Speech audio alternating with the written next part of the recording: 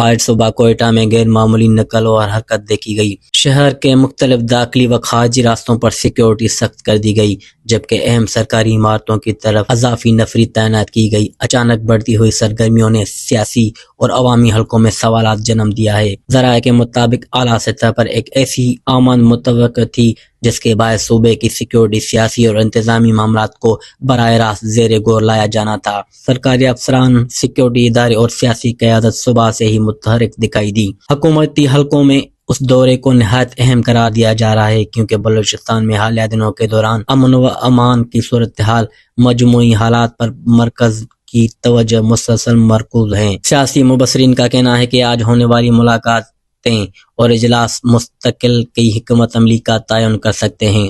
ذرائع کا یہ بھی کہنا ہے کہ بعض ترقیاتی منصوبوں سے متعلق فیصلے متوقع ہیں اور اہم شخصیات سے بند کمرہ ملاقاتیں بھی ایجنڈے کا حصہ ہیں۔ پارلیمانی رہنماؤں کی آمد سے سیاسی ماحول میں خاصی گہما گہمی دیکھی جا رہی ہے، تاہم سرکاری سطح پر تفصیلات ظاہر نہیں کی جا رہی۔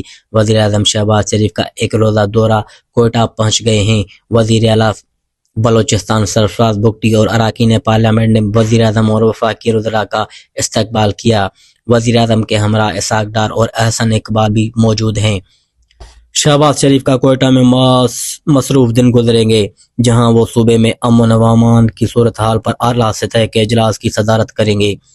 بلوچستان کی سیکیورٹی اور مجموعی حالات کا تفصیلی جائزہ لیا جائے گا۔ اس کے علاوہ وزیر اعظم کے اتحادی جماعتوں کی پارلیمانی رہنماؤں سے ملاقات بھی شیڈول کا حصہ ہیں، جبکہ وہ دانش اسکول کا افتتاح بھی کریں گے۔